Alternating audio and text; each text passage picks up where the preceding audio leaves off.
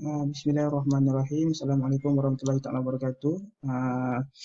Nama saya Muhammad Afiq bin Zulkifli. Saya nombor matrik saya B0921110186.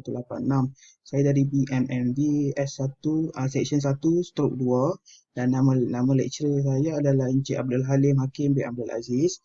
Kali ini saya akan terangkan berkaitan dengan online test saya iaitu lab test saya.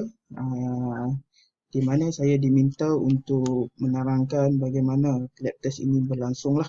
Lab test ini berlaku, so jadi saya bergerak supaya tidak membuang masa, saya bergerak kepada question 1. Okay, question 1 macam mana kita nak kira linear caliper punya bacaan. Okay, yang pertama sekali, di linear caliper terdapat main scale dan vernier scale. Di mana apa itu main scale dan apa itu vernier scale.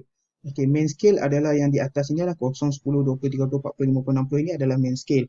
Okey, untuk kita baca main scale adalah kita perlu lihat kepada di mana kosong ini berhenti. Maksud dia sini contoh kosong 1 2 3 4 5 6 7, maksud dia kosong ini adalah 8 mm. So kosong ini berada di garis 8 mm. So untuk di sini 8 mm lah. So vernier scale kita adalah macam mana kita nak lihat vernier scale ini adalah dengan menggunakan kita tengok di mana garis vernier dan garis main scale ini adalah sama. Maksud dia selari. So di situ adalah point yang bacaan yang tepat untuk kita ambil. So di sini saya lihat 0.10 ini adalah satu bacaan yang tepat lah. Iaitu paling tepat di situlah untuk vernier scale dan saya letak di sebagai 0.10. Untuk kita dapat length of object, kita hanya tambah kedua-dua ini dan kita akan dapat satu nilai lah, length of object. Okay, seterusnya saya bergerak kepada micrometer screw gauge. Okay, untuk micrometer screw gauge, macam mana kita nak lihat apa itu bacaan dia. Untuk sleeve scale, untuk micrometer screw gauge terdapat dua input juga untuk dua bacaan yang kita perlu lihat, iaitu sleeve scale dan juga lagi satu adalah lagi satu adalah timbre scale. Okey, untuk leaf scale adalah di sini adalah timbre scale. Ini diberi nama sebagai timbre lah. Okey, untuk leaf scale macam mana kita nak baca dia? Kita just baca satu sengatan ini adalah bernilai 0.5. Jadi maksud dia sini 1, 2, 3, 4. So kita ada balance lagi satu. So maksud dia 0.5. So 4.5. Okey, di sini macam di sini saya letak adalah 4.5.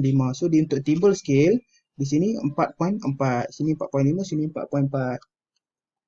Okey, 0.44. So kita tambah kedua-dua ini adalah dapatlah nilai panjang objek ini bersamaan panjang objek itu bersamaan dengan 4.94 mm. Untuk seterusnya saya akan bergerak kepada soalan nombor 2. Itu soalan nombor 2 ini adalah berkaitan dengan coefficient of friction statik lah. So maksud dia di sini diberikan assume all material use are clean and dry. So maksud saya akan guna di bahagian ini sahaja. Di bahagian lubricated ni tak akan digunakan lah, sebab tu nilai di sini tak diberi. Untuk lubricated adalah nilai basah, di sini adalah clean and dry lah. So untuk soalan yang pertama sekali, saya diminta untuk menggunakan aluminium box and steel plate. So saya akan guna aluminium and steel plate. Okay, coefficient of friction dia, static friction dia adalah 0.61. Macam mana saya nak setting dia? So yang pertama sekali saya kena setting kepada kosong seperti dalam arahan lah. Saya perlu setting dia kepada 0 degree lah. Okey. Seterusnya saya perlu setting dia kepada 0 degree. Seterusnya saya akan gunakan dia punya coefficient of friction dia 0.61 seperti yang dia tulis.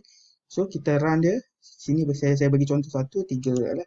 3 kilogram. Okey, so dia berjalan. Macam mana kita nak cari dia? Kita kena cari sehingga satu titik yang di mana titik tersebut menunjukkan ianya barely slow. Maksud dia bergerak secara perlahan-lahan.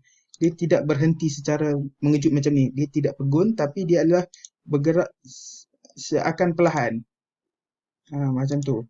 Okey, contoh ni. Okey, saya dapat dekat sini kalau saya ambil 1.8, dia terus berhenti velocity dia. Jadi saya ambil 1.9. So dia seakan berhenti. Okey. So saya dapatlah nilai 1.9 kg. Untuk saya dapatkan nilai ini, saya hanya darabkan 1.9 ini kepada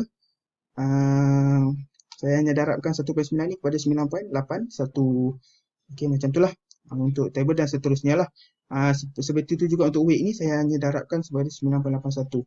Untuk table ini pun Sama seperti di atas, macam mana saya dapatkan nilai hanger ini adalah saya setting pada kosong, tapi ini steel box and brass plate. Untuk steel box dan brass plate adalah 0.51.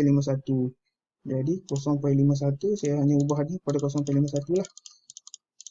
0.51 saya bagi contoh satu, iaitu okey 3 kg. Okey 3 kg. Ini pun saya tukar kepada 3 kg dahulu sebab kita nak tengok dia balance dulu. Okey, jadi saya akan tukar dia kepada 3 kg. Okey. So saya run. So dia turun lagi. Kita ubah dia perlahan-lahan sehingga kita dapat satu titik lah. Kita ubah dia perlahan-lahan. Okey, ini masih jalan, masih berjalan. Okey, ini dia stop terus. So maksudnya kita ambil 1.6. So dia perlahan-lahan berhentilah 1.6 kg dan saya akan darat dengan 9.81 akan dapat nilai inilah.